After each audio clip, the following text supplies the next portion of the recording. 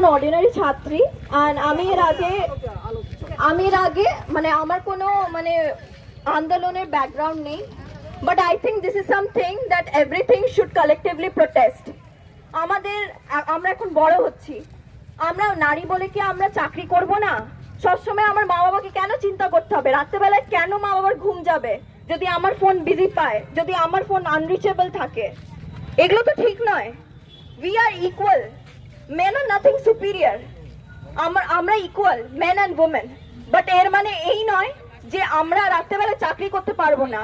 And আমরা দেখছি যে আমাদের সরকার অপরাধীদের বাঁচানোর জন্য one of the most expensive উকিলদের হায়ার করেছেন একমাত্র কেসটা লড়ার জন্য।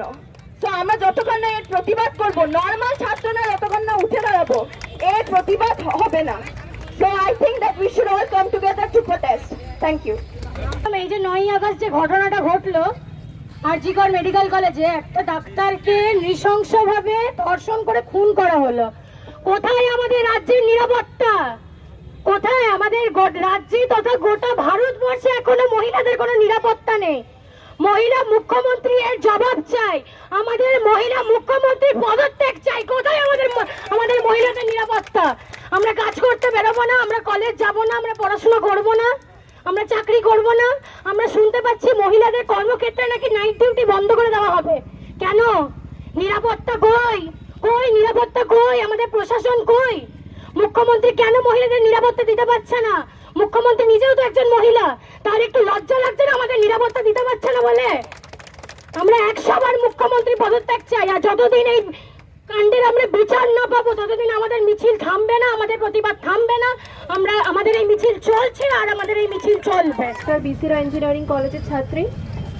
আমরা সবাই শুনেছি, we have all heard about the event. So this proves that a girl or woman is not safe anywhere, not at her workplace, not anywhere. এই যে 15th August ইন্ডিপেন্ডেন্স ডে গেল, মানে সবাই উইশ করলো। আমার প্রশ্ন যে are we really independent? Are we really independent?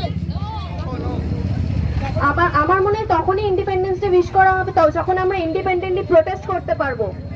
এইসব বাজে চিন্তাধারা থেকে আমরা ইন্ডিপেন্ডেন্ট হতে পারবো, না হলে ইন্ডিপেন্ডেন্স ডে কোনো মানে হয় না।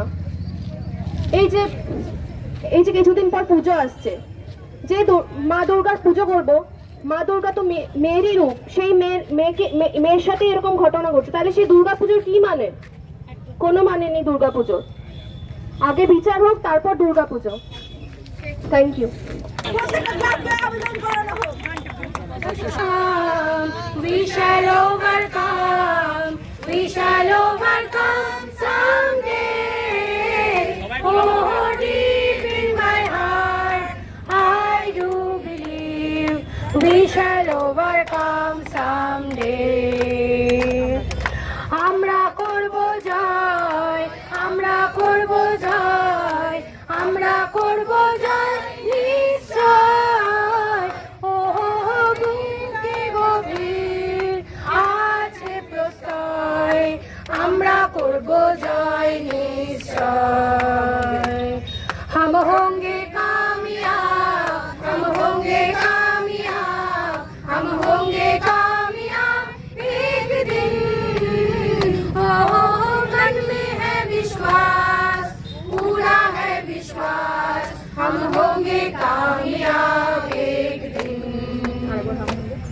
हम होंगे कामयाब, हम होंगे कामयाब, हम होंगे कामयाब एक दिन।